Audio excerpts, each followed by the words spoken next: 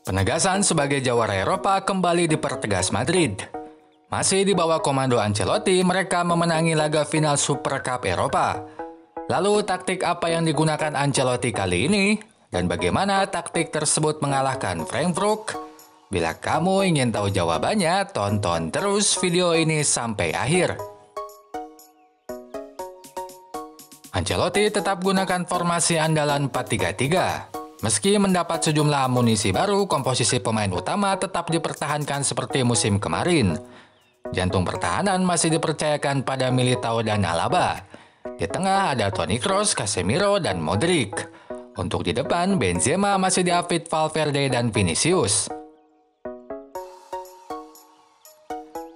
Glasner masih andalkan formasi 3-4-2-1. Hanya saja sedikit perubahan dilakukan. Kamada dan Mauri yang kini mengisi lini depan. Sebaliknya, Götze dan Bor ada di bangku cadangan.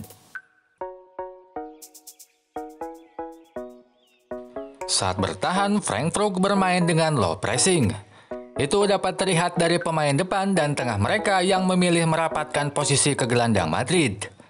Misalnya pada gambar ini, 3 pemain depan merapatkan diri ke gelandang dan membiarkan bek leluasa menguasai bola.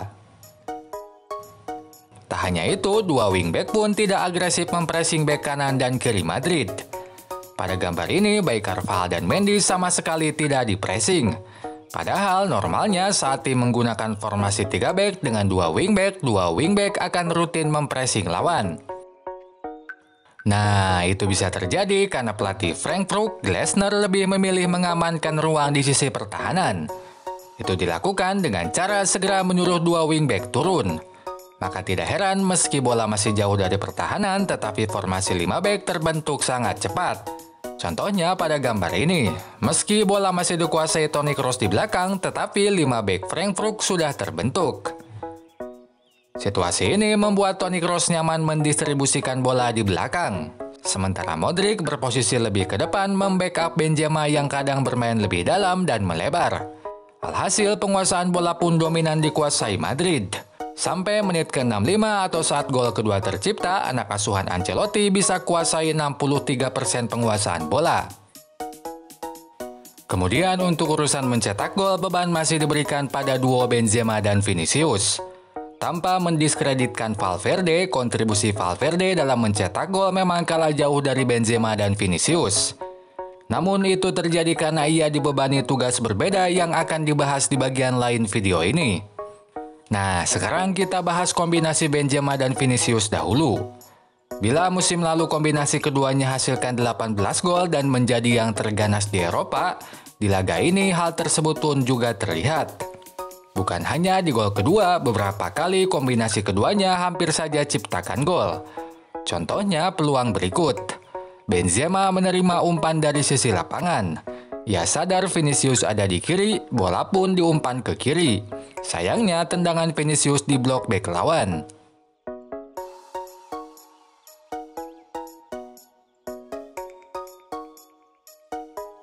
Gol pertama pun adalah kekuatan Madrid dari musim lalu. Di La Liga, Madrid berhasil hasilkan 10 gol dari sepak pojok dan hanya kalah 1 gol dari Sevilla. Meskipun begitu, Madrid unggul jauh dari Atletico, Barcelona, Betis, dan Sociedad yang hanya hasilkan 7 dan 5 gol. Sehingga gol Madrid dari sepak pojok di laga ini bukanlah kejutan.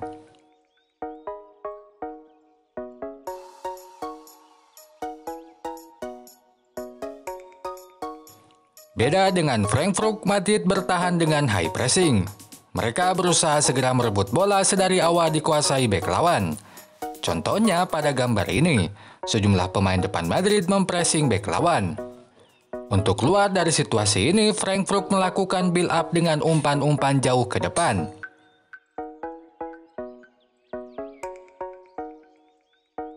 Meskipun begitu, Madrid tidaklah mengisolasi sepenuhnya Frankfurt.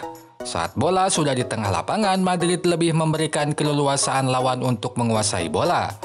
Maka gelandang Frankfurt bisa memegang bola di lini tengah dengan cukup leluasa. Situasi ini dimanfaatkan Frankfurt dengan menempatkan 2 wingback-nya lebih maju. Misalnya pada gambar ini, 2 wingback Frankfurt ada di depan. Disinilah peran Valverde berguna. Bila sebelumnya disebut peran Valverde dalam serangan lebih minim, sebaliknya perannya dalam bertahan lebih dominan. Ia rutin turun sampai belakang dan sejajar dengan 4 bek lainnya untuk membentuk formasi 5 bek. Pada gambar ini, Valverde ada di belakang. Tak sekedar menjaga atau membatasi ruang di pertahanan, Valverde pun mampu merebut atau memotong bola. Ia sering membackup pertahanan khususnya sisi kanan. Contohnya pada cuplikan ini, Valverde lari dari depan ke belakang dan berhasil memotong bola.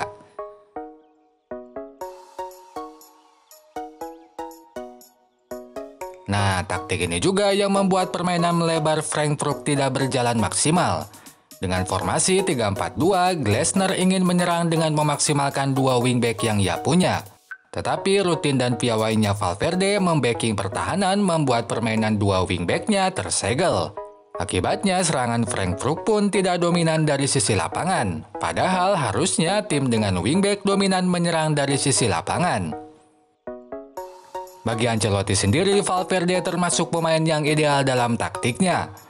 Filosofi sepak bola Ancelotti yang tidak terlalu ofensif dan tidak mendewakan penguasaan bola membuat pemain yang bisa menyerang dan kuat bertahan seperti Valverde sangat diperlukan. Sebab meski banyak ke belakang, Valverde tetap berkontribusi dalam serangan. Misalnya pada cuplikan ini, dari belakang ia menggiring bola dan mampu memberikan umpan pada Benzema.